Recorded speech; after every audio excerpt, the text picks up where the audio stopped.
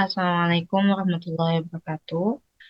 Di sini kami akan mempresentasikan tentang implementasi cloud computing untuk membantu kebutuhan industri e-commerce yang disusun oleh Alinur Hasanah, Fatimah Nur Saadiyah, Sabrina Manal, dan Salma Fatih.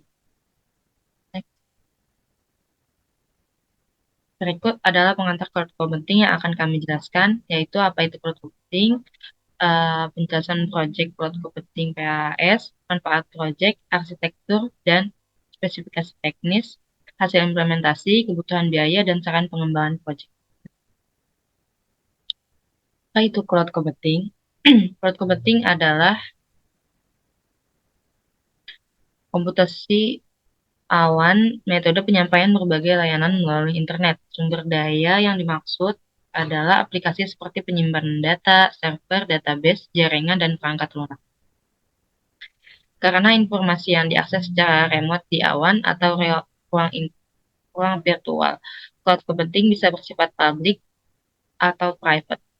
Public cloud menyediakan layanan secara publik di internet, sementara itu private cloud hanya menyediakan layanan ke orang-orang tertentu. Juga ada opsi hybrid yang mengombinasikan baik public cloud maupun private cloud. Next. Selanjutnya akan dijelaskan oleh Alinur Hasanah. Project Cloud Computing menggunakan PaaS. PaaS atau Platform as a Service adalah layanan cloud yang disediakan dalam bentuk platform yang dapat dimanfaatkan pengguna untuk membuat aplikasi di atasnya. PaaS memberikan framework bagi developer yang dapat mereka bangun dan gunakan untuk membuat aplikasi yang telah disesuaikan. Ketika kamu menggunakan layanan model PaaS, semua server, penyimpanan, dan jaringan dikelola oleh perusahaan atau penyedia pihak ketiga. Oleh karena hal tersebut, kami menggunakan layanan PaaS untuk membuat proyek implementasi cloud computing pada kebutuhan industri e-commerce.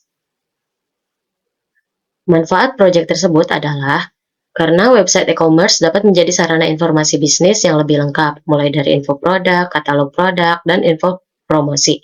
Calon pelanggan bisa mendapatkan informasi tentang daftar produk bisnis user dan promosi-promosi yang sedang bisnis user jalankan hanya dengan melalui website. Melalui situs web e-commerce, user sebagai pebisnis dapat memproses pesanan, menerima pembayaran, mengelola pengiriman, dan logistik, serta menyediakan layanan dukungan pelanggan.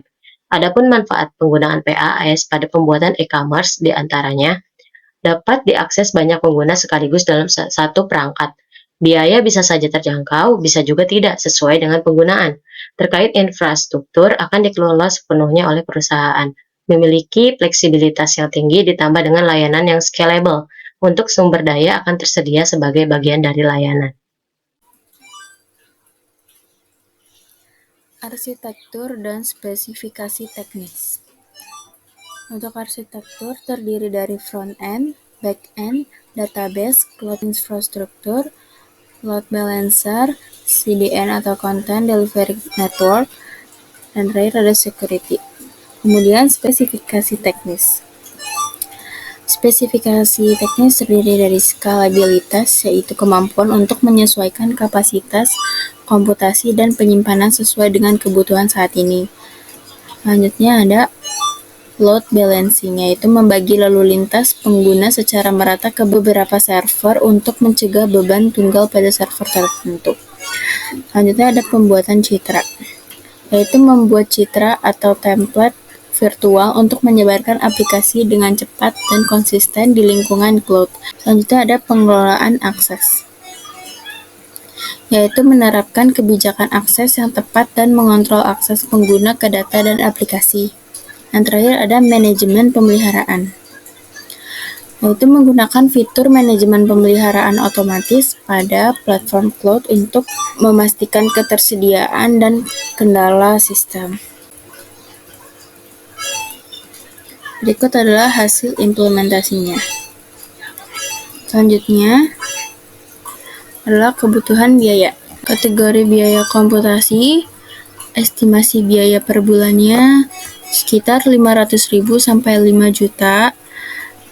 Penyimpanan data 200.000 sampai 2 juta, transfer data 100.000 sampai 1 juta, layanan jaringan 100.000 sampai 1 juta, keamanan 300.000, manajemen pemeliharaan 500.000 sampai 5 juta, integrasi sistem 200.000 sampai 2 juta, pengelolaan basis data 300.000 sampai 3 juta, pemantauan kinerja 100.000 sampai 1 juta, dukungan teknis 200.000 sampai 2 juta, pelatihan 300.000 sampai 3 juta, dan biaya tambahan 100.000 sampai 1 juta.